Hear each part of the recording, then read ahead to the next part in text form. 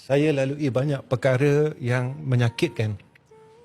Contohnya Ustaz? Banyak perkara yang menyakitkan. Boleh keluarkan sikit ke cerita-cerita menyakitkan macam mana Idin Idin kata dalam platform media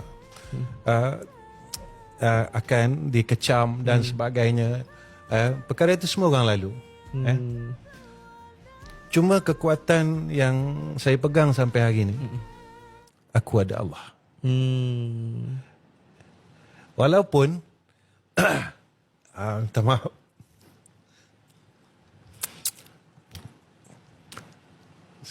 sebanyak mana ujian yang datang kepada kita sehingga kan kita betul-betul sakit. Dan sakit tu manusia sekeliling kita tak mampu ubat kita. Dan mereka tak pernah untuk dan sebenarnya lah manusia di sekeliling kita tak pernah menenangkan kita pun. Dan setiap perkataan mereka yang ada di sekeliling kita tak pernah menjadikan kita tenang. Tetapi saat kita berpegang bahawa Allah takkan pernah tinggalkan aku. Allah. Dan Allah takkan pernah khianati aku. Allah.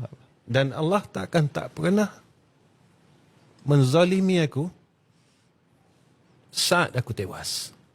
Dan saat aku berjaya, aku tetap ada Allah. Dan sahabat yang paling baik adalah Allah. Maaf kalau saya letakkan perkataan sahabat.